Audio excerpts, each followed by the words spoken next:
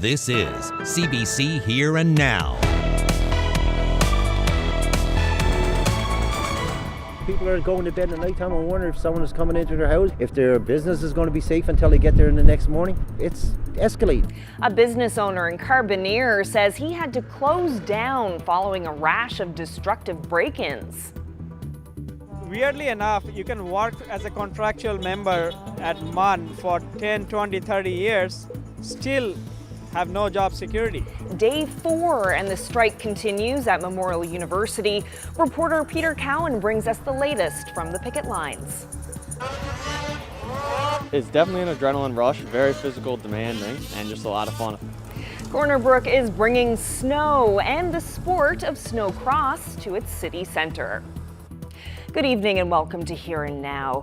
We've been bringing you many stories about crime in this province. Tonight, we're shining a spotlight on a couple from Carbonear who say they were driven out of business, forced to close their vape shop following a series of devastating break-ins. Here and Now's Terry Roberts reports. It's the first time Ern Parsons and Melody Knoll have returned to their former storefront since closing Quality Vapor in early December. The broken glass, a sharp reminder of how a 10-year run in the vape and e-cigarette business came to an end.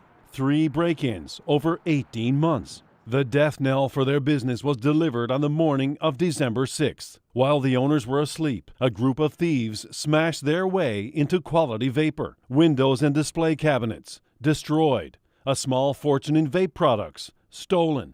Parsons got an alert on his phone and was at the business within minutes. They were scattering all over the business everywhere inside. One got cut severely bad and that ended up in the hospital, and I think that was the young guy that they actually caught. The other 4 are still at large. The owners were on their own after opting out of their insurance policy. $20,000 in annual premiums they could no longer afford. We had 2 small businesses in the community. It was giving us a living. We were just trying to get by and Ern enjoyed coming here every day, and that was taken away from us. Data from the RCMP show a notable uptick in break-ins in Carbonear last year, from 5 in 2021 to 13 during the first 11 months of 2022. 14 if you include Quality Vapor.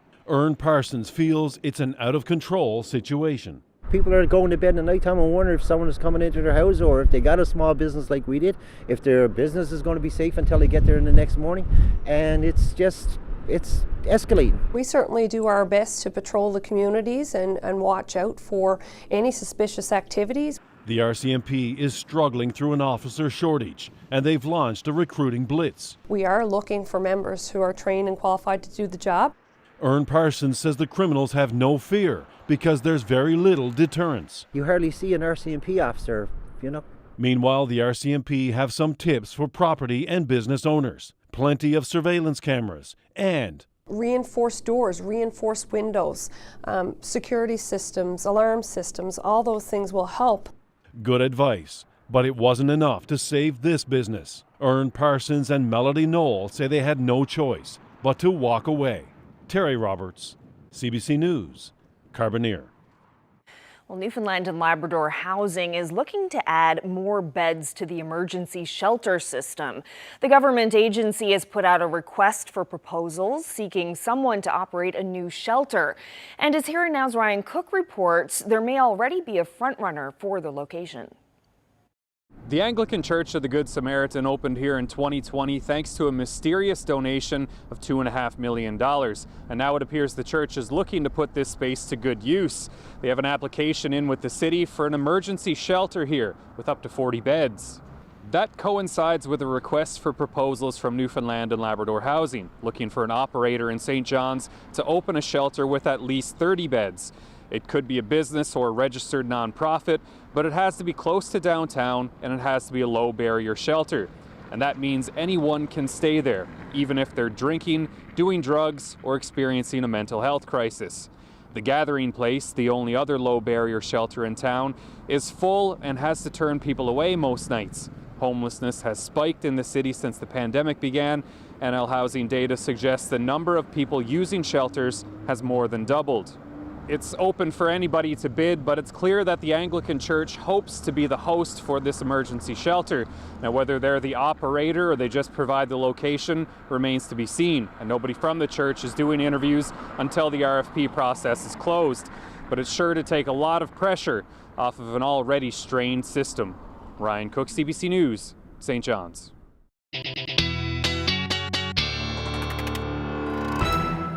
Well, it was another cold morning again up across Labrador. Take a look at these temperatures. Minus 41 again in Lab City.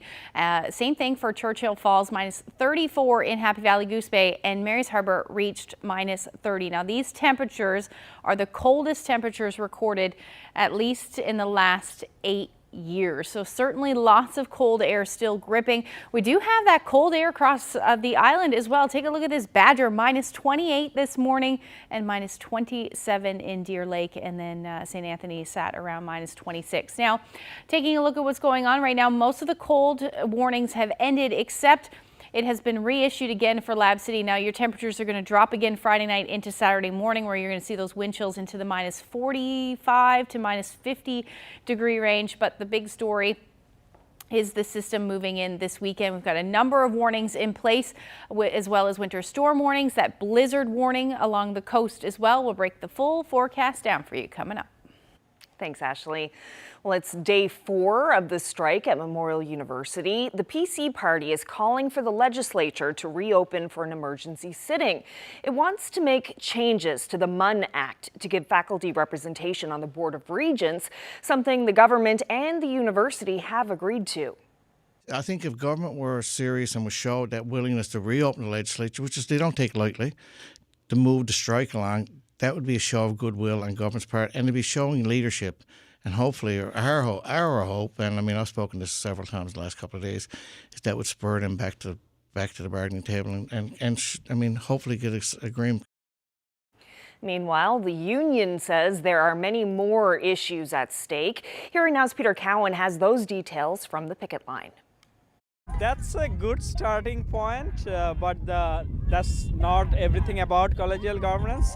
MUN's Faculty Association is glad to see politicians are willing to give academics a seat on the Board of Regents. But that wasn't what was holding up negotiations. They still want stronger language in their collective agreement. Insert a definition of collegial governments in the collective agreement, which administration said no to. There are other issues. They don't want new hires to have to pay a bigger share of retirement health benefits, and the union wants contract members to have a better chance of becoming permanent employees. Weirdly enough, you can work as a contractual member at MUN for 10, 20, 30 years, still have no job security, no conversion to like a full-time basis. So that's we have a lot of our members like that. 4 days into the strike at MUN, there's been no talk between the union and the university on these or other issues. Picket lines are where the activity is, with signs, chants, and people dropping off coffee, with plenty of honking. All the unions, the students, the parents. Did you hear that? That's like the garbage pickup people. So everybody is with us. Memorial University hasn't done any interviews since the strike started. Instead, it's making its case online, arguing the existing provisions for collegial governance and conversion from contract to permanent are good enough. Peter Cowan, CBC News, St. John's. And still with the strike, Memorial University made a move today to ensure the strike by professors doesn't affect nursing students who are about to graduate. It's resuming the on-the-job training course that final year nursing students must complete. Here Now told you yesterday about students who are concerned the strike will cost them jobs they've already lined up if they don't graduate on time. In a release this afternoon, the university says the 69 students affected can resume their clinical placement course starting Monday, and it says their work will be overseen by non-union employees. Well, some savings at the pumps today. The price of most fuels has dropped across Newfoundland and Labrador.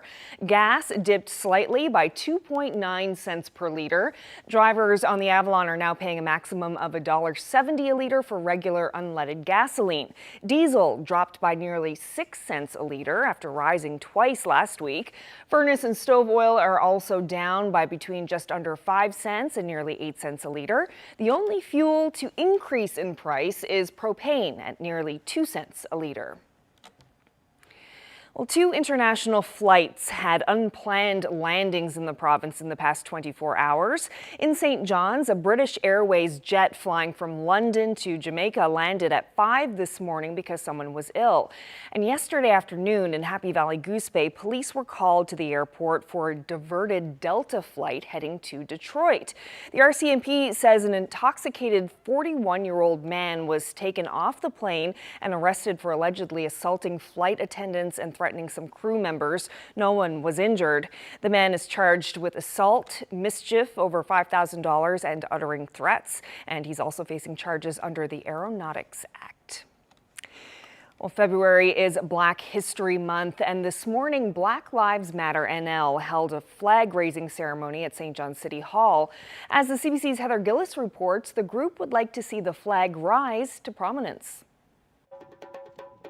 It's the second time this flag has been raised over the province's capital. One of the co-founders of Black Lives Matter NL says it should be flown longer. It should be up there, in my opinion, throughout the year, because to celebrate Black people as part of society, we don't just appear in February, but seeing it there right now is actually incredible for a city like St. John's that has, predominantly white population.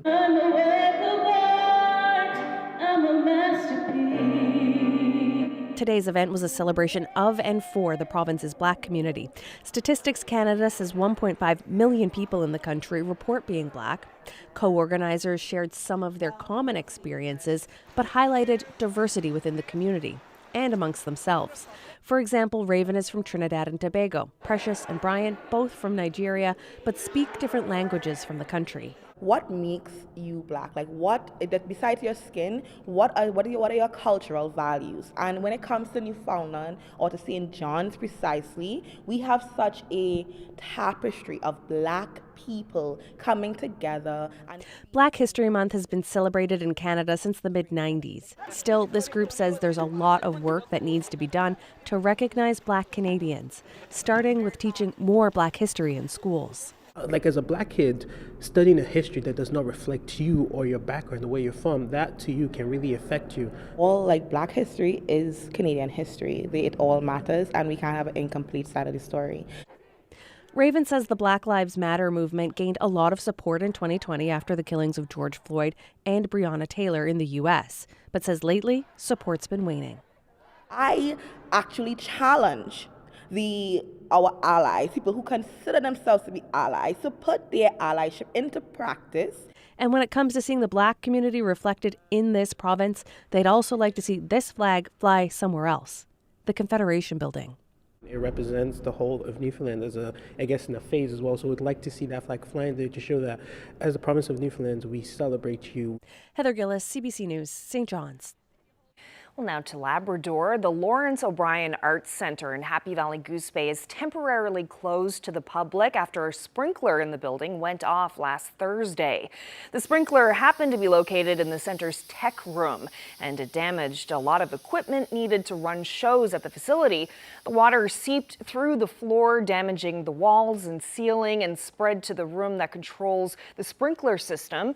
Manager Amy Norman says they don't know what triggered it, but they are investigating.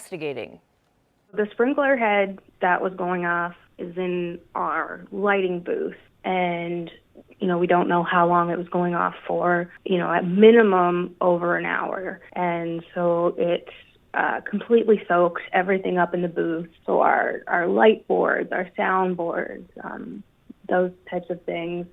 And then it soaked through the floor into directly underneath is our back hallway and storage area.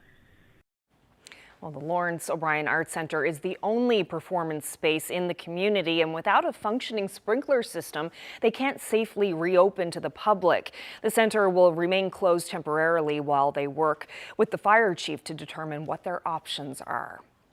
Now to the West Coast, where the popularity of snowcross is growing. It's the winter equivalent of motocross, but trading in dirt bikes for snowmobiles. This year, there are 3 races being planned, including one right in the heart of Corner Brook. Here Now's Troy Turner reports. The snow is being collected and transported and dumped in a sports complex field. It's all for next weekend's snowcross event at the Fred Basha Memorial Softball Field. I think the sport itself, it's something that in Western Newfoundland people are doing, on the weekends in their spare time, and it's a lot of fun. We're seeing people come out and watch, and they're like, hey, I'm doing this basically on my weekend off, but it's not on a closed course, so I'd like to give it a try. Mark Hutchinson says up to 35 riders will register for the event in various classes based on skill levels. Last year, the Western Snow Riders expanded the race circuit to the Lundrigan Drive Industrial Park. Now it's coming to the heart of the city. This year we've worked with the city of Corner Brook to try and bring the snowcross races into the city, and we thought, well, hey, it would be cool to do something right in town. So this spot worked out great. It's got lights, so we're going to do the finals underneath the lights, so it's going to be pretty cool. Riders are also getting pumped for the event. Obviously it's not for everyone, but hopefully more eyes on the sport will gain more interest and it'll gain more traction, and I think it's been growing pretty much ever since it started back in 2017, so it's nice to see new faces and get more people on the snow. It's definitely an adrenaline rush, very physical, demanding, and just a lot of fun, especially when you're buddies with a lot of the racers out there, so you got to try and think of it to calm down like it's just you're riding with your buddies in the woods somewhere. Hutchinson says being in the center of the city will have a big impact on the sport. With Marble Mountain being 10-15 minutes, not everybody has the easy access to just jump in the car and go. People in Corner Brook can ride the bus or walk here if they want, or it's going to be pretty cool, and it's right in the center of town. You don't have to leave town to go check this out. So I think it's going to be a great event. After all the snow has been trucked into the softball field here, crews will then use a groomer and some heavy equipment to mold and shape the snowcross track so it's ready for the big day. Troy Turner, CBC News, Corner Brook.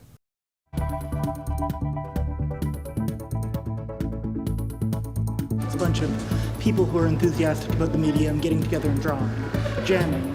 In the same way that, a bunch of musicians might get together and jam out on a guitar. People get together here and draw comic books.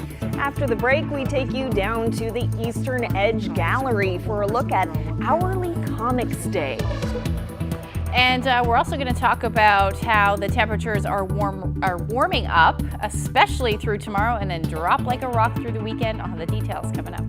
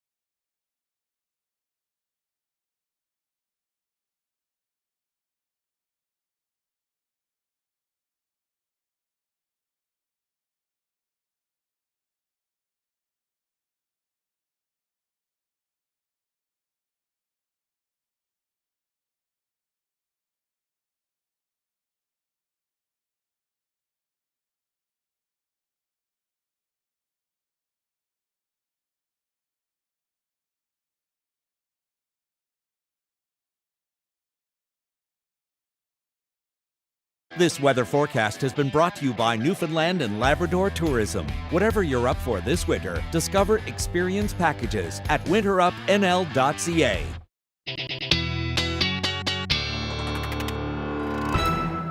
Well, before we get to the weather, it's something else weather-related. It's Groundhog Day, and that means all eyes were on some furry critters and even a crustacean at various events this morning. Yeah, of course, everybody wanted to know if they could see their shadow. Willie didn't see a shadow, and we are going to have an early spring. It's an early spring! Yes, Willie! Yep. There's a shadow. There's a shadow. 6 more weeks of winter. Yeah, 6 more weeks of being nice and warm. I see that everyone knows their part, and I am merely the sage. But above all else, I see a shadow on my stage. And so, no matter how you measure, it's 6 more weeks of winter weather. Well, there you have it. Puxatani Phil says more winter. Shubenacadie Sam and Lucy the Lobster say so as well. Yeah, as for Wyerton Willie, he's calling for an early spring, as did Alberta's Balzac Billy. But Manitoba Merv sided with Phil and Sam. So far on this Groundhog Day, the furry forecasters are leaning more towards 6 more weeks of winter. Yeah, and we hope that Willie and Billy are right on that one. That's right. Yeah. And Ashley and I learned something new today. Groundhog Day legend is based on a European custom of predicting the weather on Candlemas, which is an ancient Christian festival. Yeah, so there are a few variations on this tradition. One states that if Candlemas Day be clear and fine, the rest of winter is left behind. And if Candlemas Day be rough and grum, there's more winter left to come. But I also found in the archival moments this verse, which says, if Candlemas Day be sunny and bright, winter again will show its might. It's so confusing. It's so confusing. And if Candlemas Day be cloudy and gray, winter soon will pass away. So you know what? We'll just let you choose which variation you want. And because I'm going to tell you, there will be more winter on the way. I'm going to choose the optimistic variation on that. Exactly. For sure. It was a beautiful day in St. John's, at least. Lots of sunshine and another day of chilly temperatures. Absolutely. Temperatures out there, you know, sitting in the minus single digits, but the sunshine was certainly nice. If you were inside by a window, it felt lovely. Yeah. Let's just say that. But let's take a look at those temperatures out there across the board. Like I said, minus single digits for central, same thing for the west coast. But as you head towards the northern peninsula into some of that colder air, minus 17 in St. Anthony today, and temperatures rebounding from minus 40 this morning in Lab City to about minus 19 this afternoon. Now, taking a look at what's going on right now, not a whole lot other than that sunshine we were seeing. We are seeing, when we see these cold temperatures and onshore winds, it is a recipe for some sea effect snow, and that's exactly what's happening on the west coast today. But if I zoom out a little bit, our next area of low pressure that will be our weather maker and bring some significant weather to a good chunk of the island, or rather to a good chunk of the province as we head through the weekend. It's getting itself together. Because of all this cold air, most of us will actually see this start as snow, but that is going to change dramatically as we head through the afternoon tomorrow. Taking a look at the current temperatures, we've dropped down to about minus 10 in St. John's, at wind chill minus 18. So if you're planning on enjoying the nice clear evening, you're definitely going to want to bundle up, but it will be a nice evening. And then up across Labrador, the wind chill's not nearly as bad as they have been over the last couple of days, but feeling more like minus 34 in Happy Valley Goose Bay at the moment. That's the cold spot as far as temperatures are concerned, but tied with Nain at minus 27. So as we head through the night tonight, those temperatures are going to drop down again into the minus 20s, minus 29 for Happy Valley Goose Bay, and for Nain down to minus 35. And then temperatures across the island again would be down to the minus double digits. Grand Falls, Windsor, you'll hover around minus 16. So we will see a bit of a wind chill overnight tonight as well, into the minus 20s through central. Up across Labrador, though, wind chills not anywhere near where we've been seeing them. So the wind, extreme cold warning rather, has ended for you, but it will return, especially for Lab City, as we dip into some of those white colors there, back down to the minus 40s. Friday night and into early Saturday morning, that will certainly be the story for you. But as you head through the afternoon on Friday, in fact, take a look at the temperatures across the island, back up above zero, near or just above zero into the afternoon hours on Friday. And we're even going to see some of that milder air through coastal areas of Labrador. So what we have on the go right now, you can actually see it on the satellite very well. These ribbons of cloud cover, that is certainly those snow squalls. And this is going to get even worse, or more intense, I should say, as we head through Saturday as some colder air moves right back in. But until we get there, we've got our next system moving in here. I've kept the isobars on there just to kind of give you an idea of what's going on wind-wise and when those winds are going to ramp up. So tomorrow we'll see that snow start across the island as we head through the morning hours.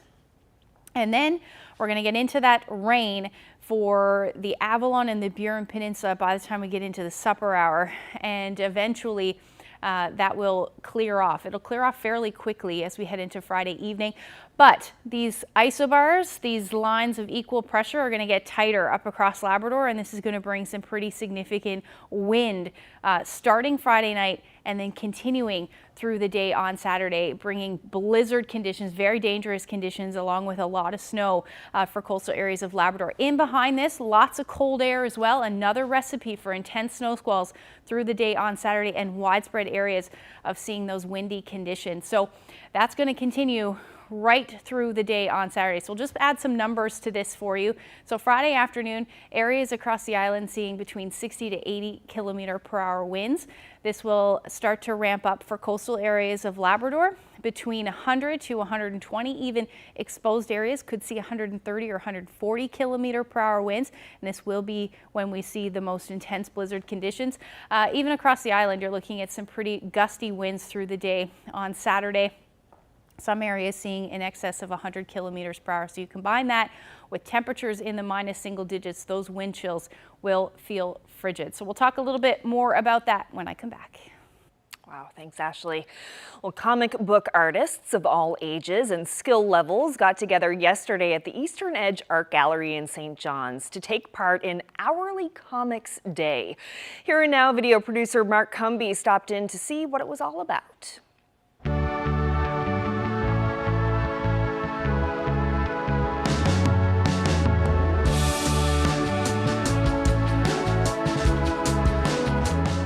Hourly Comics Day is an event that takes place on the internet, so sort of all over the world.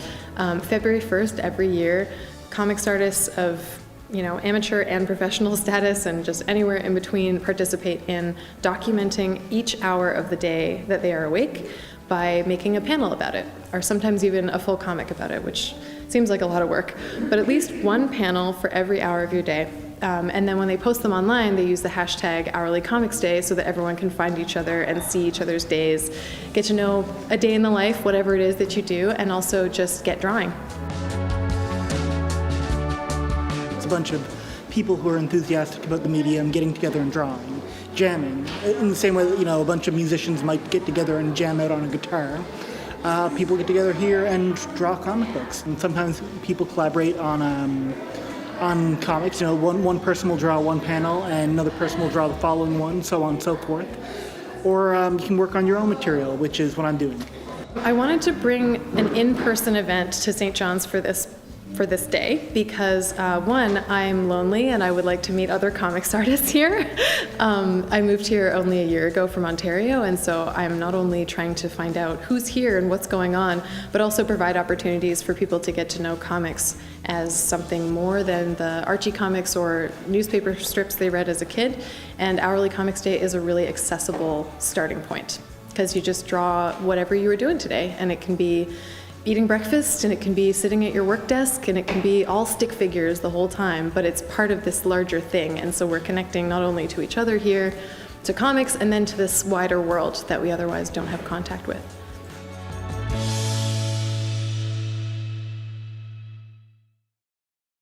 Hi everybody, I'm Jane Adey, host of Land and Sea. We have a brand new show for you on Sunday. It's all about traditional crafts in this province that are at risk of being lost. Today we're in Ian Gillis's forge here, where he is a blacksmith, and blacksmithing is actually another craft that's at risk. Heritage Newfoundland and Labrador has identified that one as being in danger. Tell me what you've been doing to try and keep this skill alive. I travel the province, look at the history, and doing a bit of research, looking for all the old forges and doing what I can with communities to help them restore the forges, and a bit of training to help keep the history of blacksmithing alive in Newfoundland. A lot of interest in it?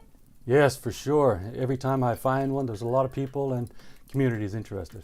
Well, that sounds like an ideal way to keep this particular skill alive. And on the show on Sunday, you're also going to hear from other mentors who are keeping skills like birch broom making, Mi'kmaq moccasin making, and wriggle fence making. They're keeping all those skills alive by passing on the knowledge.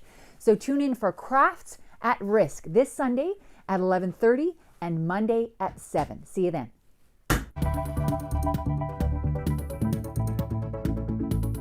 Everyone is at risk, and in our opinion, this has gone on long enough. This is unacceptable. ER closures, staffing shortages, Bonavista is taking action to help draw in more doctors. Why the mayor says his town can't keep waiting on the province.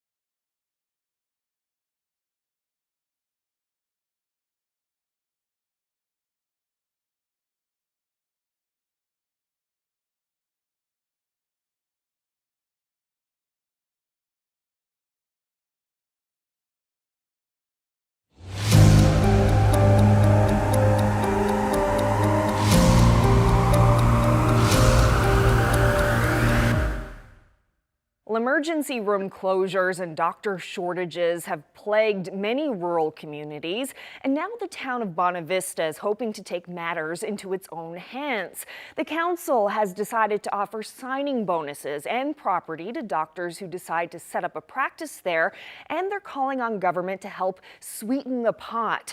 Bonavista Mayor John Norman joins us now. So Mayor Norman, Bonavista has really been marketing itself as an attractive place for businesses and families and tourists. There's been a lot of investment in infrastructure. How do the healthcare problems affect that effort? Nothing goes unscathed when it comes to healthcare, and that's why council is getting so involved at such a level, and why we've been lobbying for so long. Everything from the socioeconomic indicators being harmed in the area, slowdowns in business, slowdowns in not-for-profit work, recruitment and retention of new residents that Bonavista and the area have had a lot of success with. All of that, of course, is at risk. And then the most important piece, I don't want to be today having a heart attack in Bonavista because there's no ER. So everyone is at risk, and in our opinion, this has gone on long enough. This is unacceptable, and we do have viable solutions. So we want to work around the table to get these agreements signed and get doctors started at Bonavista Hospital. And can we talk about those solutions? What is the town's approach to solving this problem? Tell me about the bonus you plan to offer doctors. We're talking in the tens of thousands per physician, I think. Not an exorbitant amount. Council hasn't officially agreed on a dollar amount yet. We just have agreed around the table that we will budget for this if need be. We want to partner with the government and the health authority to do so.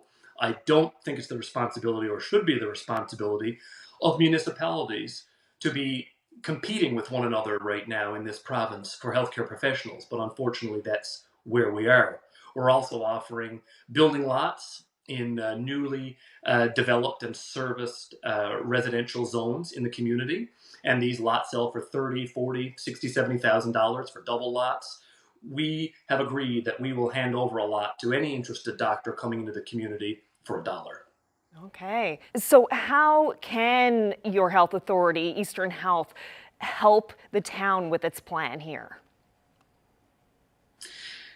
They can meet us in the middle. If we, as a small municipality, are willing to come forward and do this and help the situation, we need to be met in the middle. They know the information, the facts are on the table. This is an incredibly busy hospital. This is an incredibly vibrant, contributing part of the province. And we are not Category B hospital. We are not Category B citizens. Everyone should have access to emergency care when you have a population density as ours and an hour and a half minimum to the nearest hospital.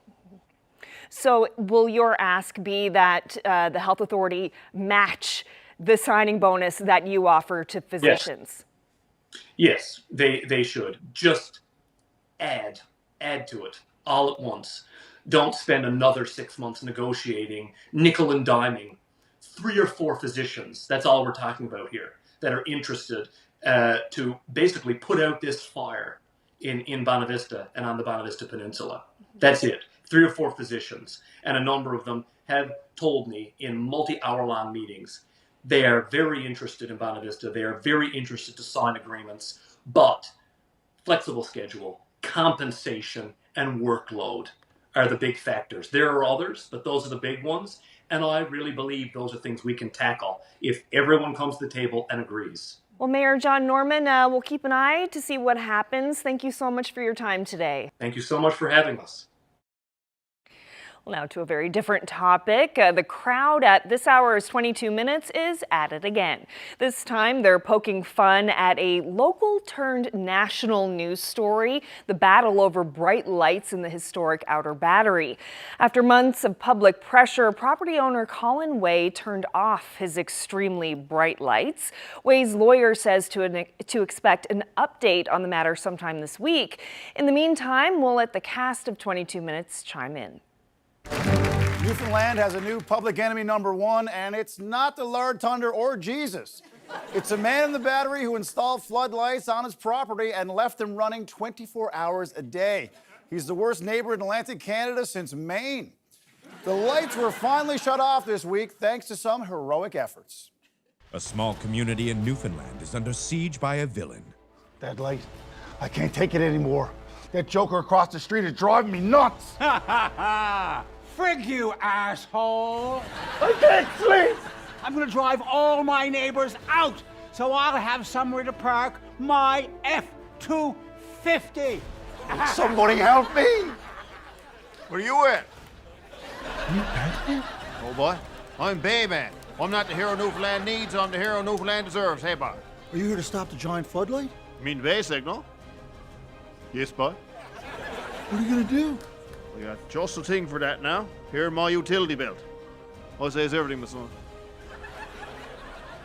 Hey, you joker! Stay where you're doing till I come where you're at. Me lights! I got that up to the Costco. Thank you, Bayman. Although I wish I would have thought of it myself. How can I repay you? Got any beer? What's with all the lights? Will the Joker be able to get a new light, or is Costco all out? Will Bayman be able to find another rock? How is a bright light a national news story? Find out next week. Same Bay time, same Bay channel.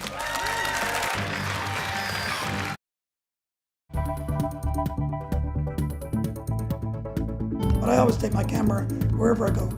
I could go down to Old Burlington for a doctor's appointment, but I take my camera. And it's a good thing he does. Just look at those beautiful shots. Stay with us. Up next, we're heading to Northern Bay for our ongoing photography series, Frames.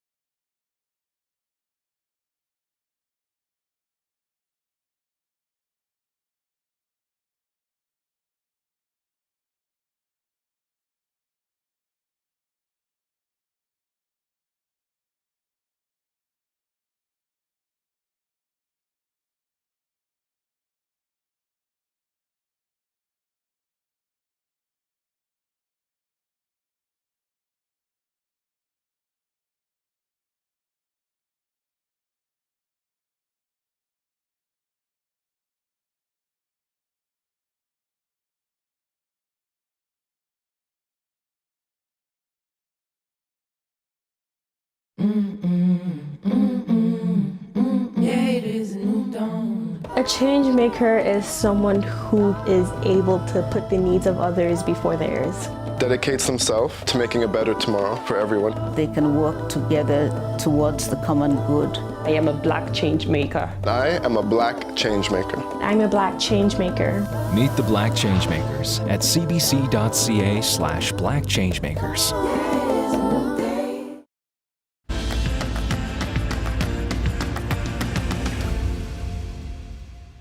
Our CBC series Frames profiles photographers and their relationship to the craft. When Eugene Howell retired from teaching, he left Vancouver and moved home to Northern Bay, where there's no shortage of beautiful scenery. But shortly after returning home, Howell was diagnosed with thyroid cancer. As you're about to see, that love for photography and nature has offered a lot of comfort during difficult radiation treatment.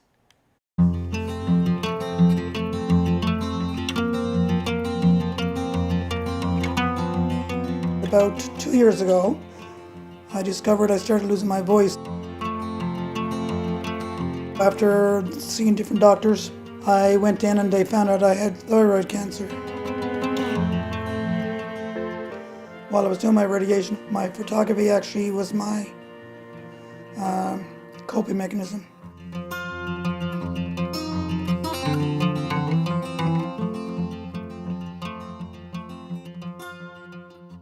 So my life here in Northern Bay, I came back to the town that I was born.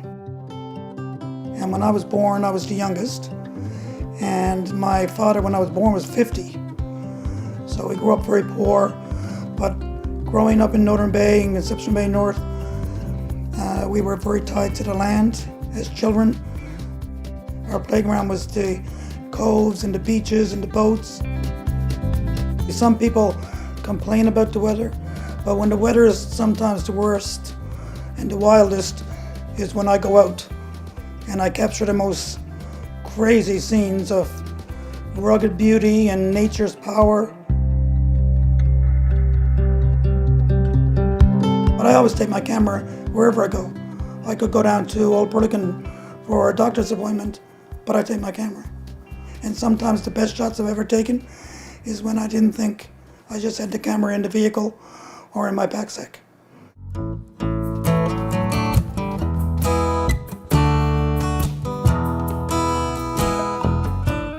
Even when I was doing the radiation, I would post all my trips around St. John's, Cape Spear, and a lot of people comment that it motivated them. I still struggle to breathe sometimes, and people still see me out. And I think people who are struggling, whether it's physical, mental, I've had a lot of people say, you motivated me to get outside and do something. And your pictures, I went to that cove today after seeing your picture. So I think that's kind of cool. I think my favorite photo is the massive iceberg a couple of years ago off Northern Bay. There was a big swimming pool inside and a big overfall. And on the other side, it had rocks as big as a house. Yeah, so I think that's my favorite. The icebergs, you know, the 5/8 under the ground, under the water, and the color, and the pure ice, and the beauty is amazing.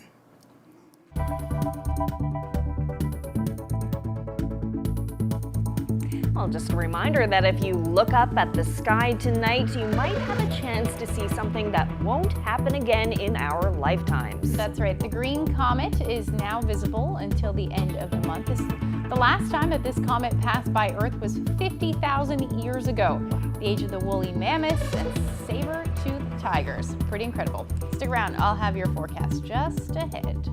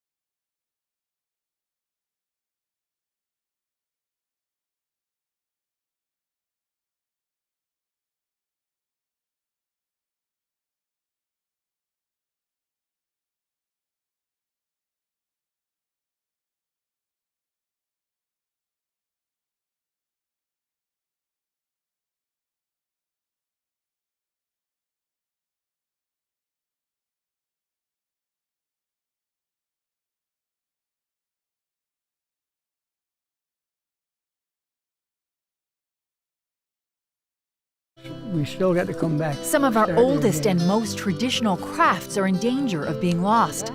Experienced mentors pass on the skills. Watch Crafts at Risk, Sunday at 11:30 and Monday at 7.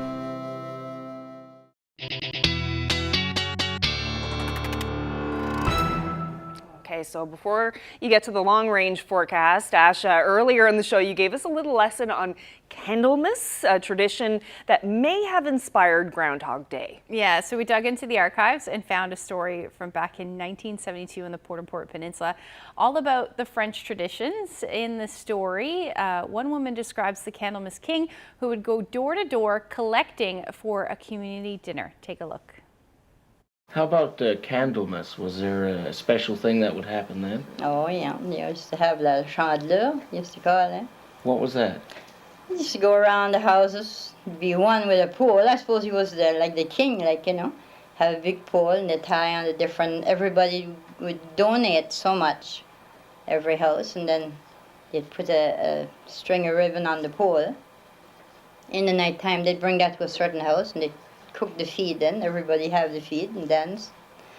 But I don't remember too much about it because, you know, since the last maybe 35, 40 years, no more of that. Till morning. Wow, 1972. I love the archival footage. I knew nothing about this. No. So basically the king, the Candlemas king would go door to door, collect money, and then make a big meal for everyone. Yeah, it kind of sounds like the opposite of mummering. Yeah. Yeah, well, it's, you know, we're looking at the weekend weather. Yeah, and you were talking about the winds earlier in the show, Yeah. but the snow is a big part of the weather story. Right, so tomorrow we're going to see snow move in pretty much across the board. Let's just take a look at how much snow expecting through tomorrow afternoon. So this takes us through to before the snow changes over to rain for the Burin and Avalon Peninsula. We're looking at somewhere between 5 to 10 centimeters, some pockets of a little bit higher. But overall, that's what we should see fall before that changes over to rain. Now through central, same thing, 5 to 10 centimeters for the most part, but along the south coast, which is why the Burgeo area is under a winter storm warning, because you're going to see somewhere between 20 to 30 centimeters of snow. And then same thing along coastal areas of, or at least for the west coast in the higher elevations, I should say.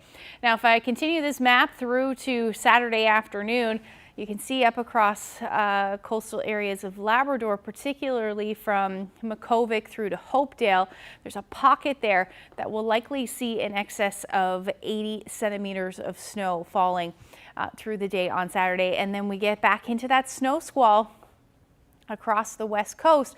And then really anywhere that's in that onshore flow, we're going to see the risk of some snow squalls through the day on Saturday because we've got these really cold temperatures returning along with these very strong winds, anywhere from 80 to 100 kilometers per hour expected through the day on Saturday.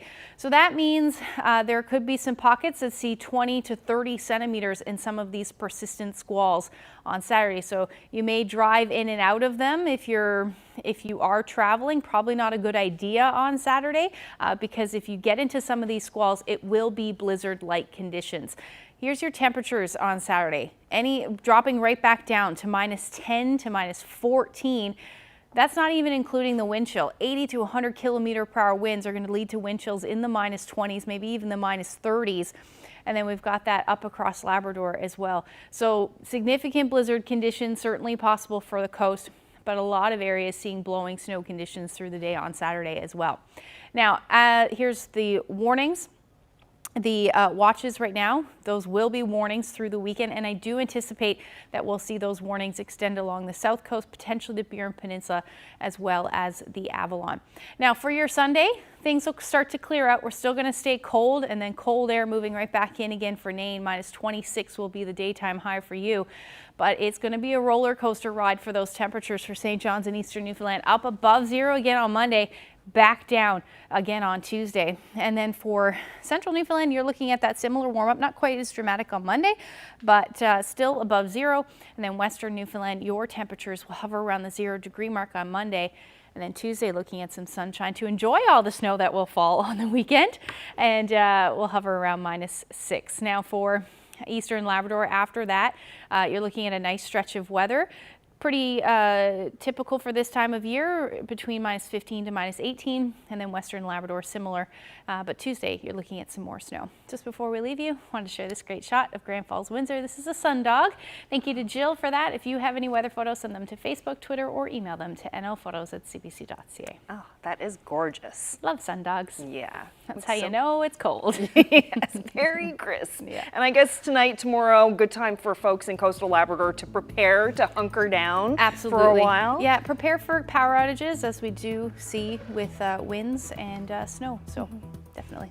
All right, well, that's it for us. Thanks so much for joining us. Good night.